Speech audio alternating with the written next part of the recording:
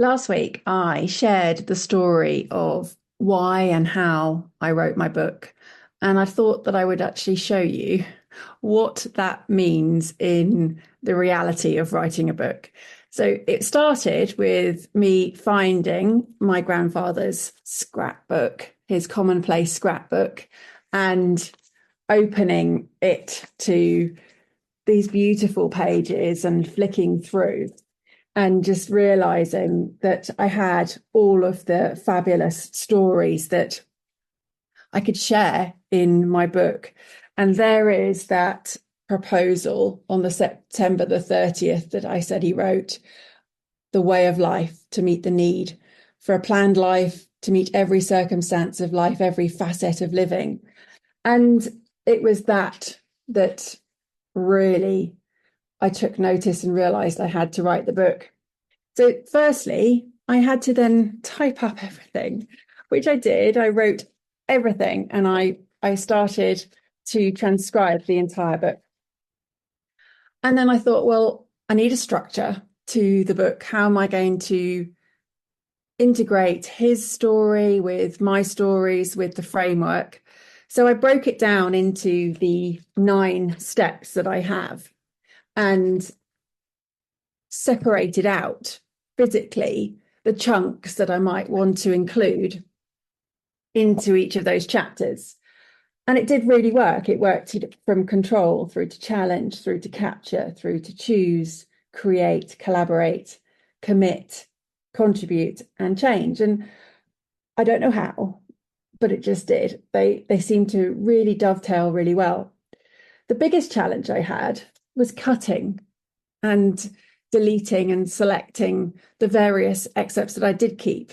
That was so hard. It actually it broke my heart in some places to leave things out. And I'm sure that somehow, some way, I will be sharing them. Maybe I'll write another book, but can't think about that just now. But yes, there were poems and there were entries that didn't make the final book, because what happened was when I put it all together, this is what the book looked like. There were so many pages. In fact, I had to put it together, and that was my first draft.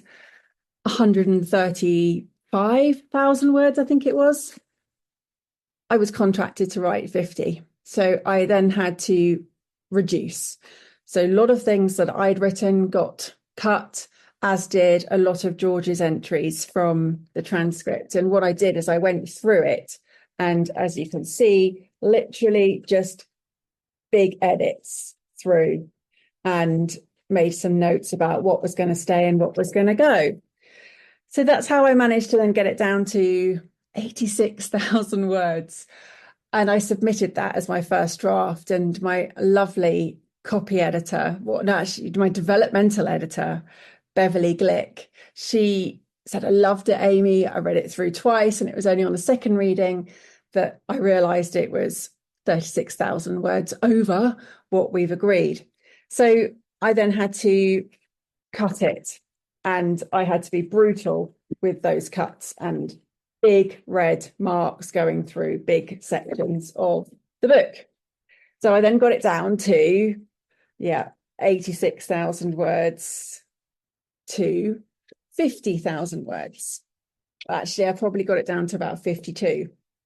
And that took me, because I had the deadline, and publishing deadlines are pretty much immovable because of what then happens afterwards, each stage. So I had from the 22nd of March through to the 15th of April, 21st of April, I think I got an extension to just by a few days, or practically the weekend, actually. And I got it down to those 52,000 words. And it ended up looking, a bit smaller. Yeah, obviously it's a smaller book as well, but I could then see it was a much better book for those cuts. And I had 30 days of 17-hour straight writing, cutting, writing, getting the flow back, because when you make big such cuts, then it didn't necessarily make sense. What I'd referenced before was then now no longer there for me to reference back a little bit later. So I had to build the flow back in. It is a better book for those cuts, and I'm very grateful to the help that Beverly gave me in those a few weeks, because it was intense. It really was intense, and it wasn't sustainable.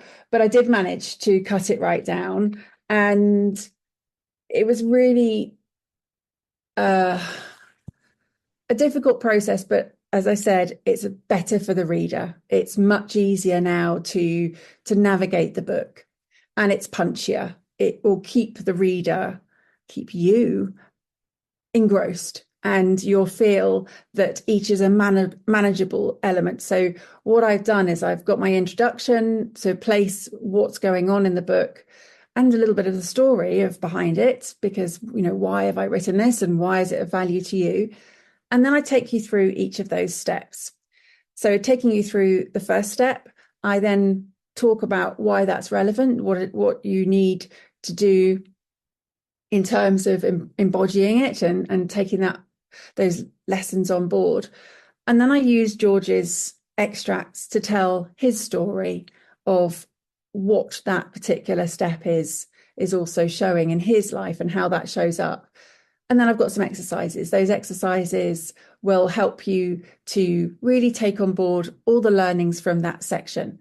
And that's how it goes. All 9 elements. It goes me, then George, then the reflection with action exercises, and then a conclusion. And that is where we are all this bit later. And this, again, is still just my printing. It's just the rough copy, but it's been typeset. I've had a fabulous copy typesetter.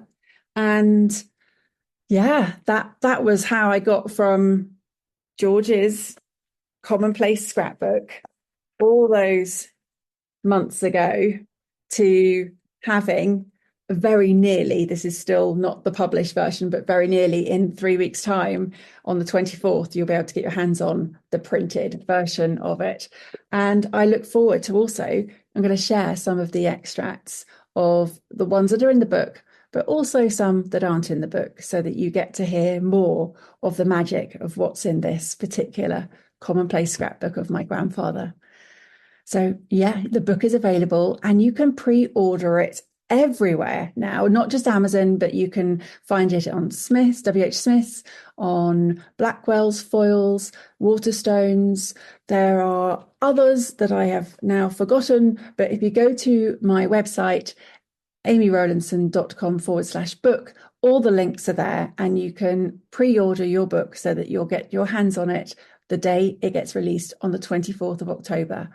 Enjoy. I look forward to hearing what you take away from reading